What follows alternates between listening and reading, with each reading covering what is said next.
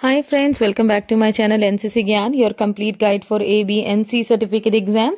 In this video, we will be covering all important questions of the topic Armed Forces, which are very helpful for you for attempting your descriptive question in C certificate exam and multiple choice questions in A and B certificate exam.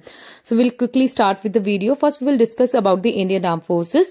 The Indian Army, Indian Air Force and Indian Navy, all three comprises of armed forces, and few important points are Defense University is established in Delhi, and Indian Army is the largest land-based branch component of the Indian Armed Forces, and President is known as the Supreme Commander of the Air Force. Next, we'll discuss in detail the Indian Army.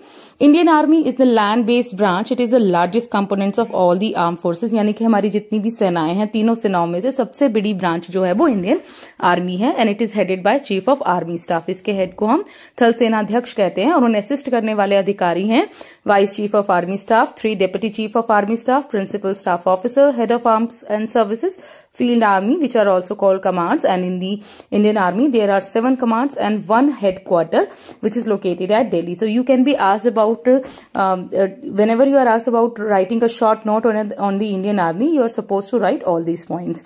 Next is about the Indian Army commands. So there are 7 commands and 1 headquarter. The integrated headquarter of the Ministry of Defense of the Army is located at New Delhi. The Central Command headquarter is at Lucknow, Eastern Command headquarter Kolkata, Northern Command Udhampur, Southern Command Pune, Southwestern Command Jaipur, Western Command Chandimandir, and Army Training Command is Shimla. To recognize or to learn them easily, you can easily recognize there are 4 directions. So 4 commands, then Southwestern Command, Training Command, and one other is Central Command. So with this way you can learn about all the commands. Next is Indian Navy. The Indian Navy is the maritime branch of the Indian Armed Forces. Chief of Naval Staff commands the Indian Navy. यानी कि जो पानी से अरब सागर और हिंद महासागर की तरफ से जो देश की रक्षा करती है वही इंडियन नेवी है. उनके हेड को हम Indian navy chief of naval staff कहा जाता है. इसका हेडक्वार्टर भी दिल्ली में है. There are 3 commands, the western naval command at Mumbai, eastern naval command at Visakhapatnam and southern naval command is at Kochi. तो जब भी शॉर्ट नोट आता है इंडियन नेवी के ऊपर लिखने में, then you are suppose to write all these points. Next, we will be discussing about the Indian Air Force.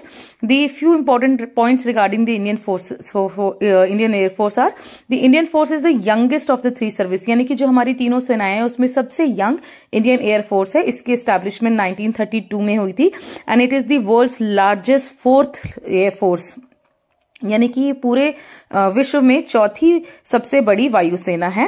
And the president is also known the supreme commander of the Indian air force, and the Indian air force is organised into 7 commands which are controlled by the air headquarter. तो Indian army और Indian air force की 7 commands हैं और Indian navy की 3 commands है. This way you can easily learn all this aspect. और जब भी इंडियन एयर फोर्स के बारे में शॉर्ट नोट लिखने के लिए आता है तो you have suppose to write this points. Next is Indian air force commands. They are broadly divided into operational commands and training command. In the operation command, we have Central Air Command. Headquarter is at Allahabad. Eastern Air Command, headquarters Shillong. Southern Air Command, Tiruvananthapuram. Southwestern Air Command, Gandhinagar. Western Air Command is at New Delhi. And the functional command is the Training Command and the Maintenance Command. Training Command is at Bangalore and the Maintenance Command is at Nagpur. So, whenever you are asked about, आपसे इसमें location भी पूछा जा सकता है और commands के नाम भी पूछे जा सकते हैं. Next is about the police organisation and central arm police forces. यानी कि पुलिस ऑर्गेनाइजेशन का जो ब्रॉड स्ट्रक्चर है वो किस तरह का है. तो इनिशियली पहले हम डिस्कस करेंगे सेंट्रल आर्म्ड पुलिस फोर्सेस. इसमें आते हैं border security force, central industrial security force जिसे हम CISF कहते हैं, central reserve police force, Indo Tibetan police force, national security guard, special protection group, सशस्त्र सीमा बल, आसाम राइफल. यू कैन आपसे इसके फुल फॉर्म से पूछे जा सकते हैं, जैसे BSF का full form it is border security force. You can be about writing CRPF का full form, which is central reserve police form, और नेशनल सिक्योरिटी गार्ड तो NSG. आपसे इसके फुल फॉर्म पूछे जा सकते हैं, और C के पेपर में आपसे डिस्क्रिप्टिव लिखने के लिए पूछा जा सकता है. Next is central investigation and intelligence institute of police organisation. इसमें क्या क्या इंक्लूड है? इसमें CBI है, which is central bureau of investigation, Indian income tax department, directorate of revenue intelligence, central economic intelligence bureau, director general of central exercise intelligence, national investigation agency which is NIA, Narcotics Control Bureau, Bureau of Police Research and Development which is BPRD, and National Crime Records Bureau. I'm again repeating it. You can be asked about writing the full form or writing or name any 5 central investigation and intelligence institution of police organization. आपसे इनके नाम पूछे जा सकते हैं C certificate exam में, और ए और बी में आपसे इनकी फुल फॉर्म्स पूछी जा सकती हैं। Next is central forensic institute of police organisation. तो फॉरेंसिक के लिए there are two institution, one is central forensic science laboratory and another is LNJN, national institute of criminology and forensic science, which is next is state police organisation. State police organisation के बारे में अगर short note लिखने के लिए आता है तो आपने क्या लिखना है, the controlling authority of a state police force is the department of home of the state government. यानी जो स्टेट पुलिस को हेड कौन करता है, उसकी अथॉरिटी किसके पास होती है, स्टेट गवर्नमेंट के पास। And the additional chief secretary और the principal secretary generally who is an officer of Indian administrative service, an IAS officer, acts as the executive agency of the state home department.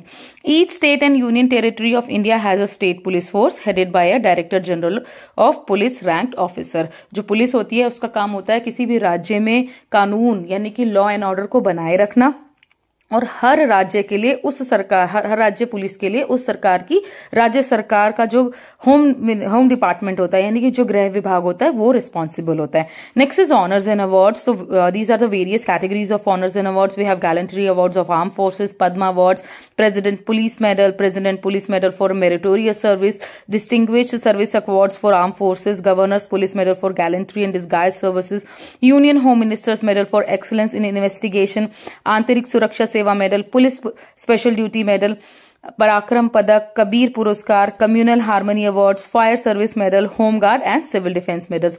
All these medals are provided or they are awarded at the Rashtrapati Bhavan at the various occasions like Republic Day or any other occasion as decided by the President of India. So this is the broad categories of honors and awards. जो ये वो awards हैं जो हमारे, इसमें सभी awards आपने army के भी और सिविल awards सब ये एक broad category है, सारे awards इसमें include होते हैं. Next is gallantry award in face of enemy, यानी युद्ध के समय दुश्मन का सामना करने पर, बहादुरी दिखाने पर कौन से अवार्ड्स दिए जाते हैं. तो इसमें परमवीर चक्र है, महावीर चक्र, वीर चक्र, सेना मेडल, नौसेना मेडल, वायुसेना medal, mention is dispatches, chief of staff commendation card. आपसे इनके फुल फॉर्म पूछे जा सकते हैं, जैसे पीवीसी का फुल फॉर्म क्या है, परमवीर चक्र, वीसी का फुल फॉर्म वीर चक्र, SMS सेना मेडल, NSMS नौसेना मेडल. तो सी सर्टिफिकेट का पेपर डिस्क्रिप्टिव होगा, उसमें आपको इनके बारे में लिखने के भी पूछा जा सकता है या आपसे इनका फुल फॉर्म्स भी पूछा जा सकता है. तो आपको पता होना चाहिए ये वो अवार्ड्स हैं जो सिर्फ युद्ध के दौरान साहस दिखाने पर दिए जाते हैं. Next is gallantry awards other then in the face of enemy, यानी कि पीस टाइम में, शांति के समय जो पराक्रम दिखाया जाता है उसके लिए जब राष्ट्रपति जो अवार्ड्स देते हैं वो कौन से हैं. उसमें अशोका चक्र है, अशोक चक्र, कीर्ति चक्र, शौर्य चक्र, president police medal for gallantry and president police medal for distinguished services. Again I am repeating, you can be asked about full form. आपसे KC यानी कि कीर्ति चक्र, SC यानी कि शौर्य चक्र, अगर आर्म फोर्सेस के अंदर इसकी फुल फॉर्म पूछी जा सकती है, या आपको किन्हीं 5 अवार्ड्स के नाम लिखने के लिए भी आ सकते हैं. Next is non gallantry award, distinguished services award जिनको हम कहते हैं, उसमें कौन कौन से हैं. इट इंक्लूड सर्वोत्तम युद्ध सेवा मेडल, परम विशिष्ट सेवा मेडल, उत्तम युद्ध सेवा मेडल, अति विशिष्ट सेवा मेडल, युद्ध सेवा मेडल एंड विशिष्ट सेवा medal. Again I am repeating, you can be asked about full form of AVSM. तो क्या फुल फॉर्म होगी, AVSM विल बी अति विशिष्ट सेवा medal. You can read. Then if it is about PVSM then full form will be परम विशिष्ट सेवा medal. यानी कि आपसे फुल फॉर्म पूछी जा सकती है या आपसे नॉन गैलेंट्री अवार्ड्स के नाम पूछे जा सकते हैं. Next, we will discuss the army since the independence. What are the major wars fought by or major operations conducted by the armed forces of India? So there are broadly there are 4 wars, and if we include operations, so there are 6. जैसे Pakistan Kashmir operation against Pakistan in 1947-48, then Sino-Indian War in Nefa at Arunachal Pradesh in 1962, then in Indo-Pak War 1965, Indo-Pak War 1971, then in the Sri Lanka Operation Pawan, which is at 1987 to 1990, then Kargil War, which is also known as Operation Vijay, and it was happened in 1999. तो आपसे इनके नाम पूछे जा सकते हैं, किस year में कौन सा ऑपरेशन हुआ ये पूछा जा सकता है, या आपसे ऑपरेशन का नाम पूछा जा सकता है. जैसे श्रीलंका का ऑपरेशन किस नाम से जाना जाता है, ऑपरेशन पवन के नाम से जाना जाता है. Thank you for watching this video. Few points are left. We will upload them soon in a separate video. Kindly subscribe the channel and share this with your friends, and best of luck for it.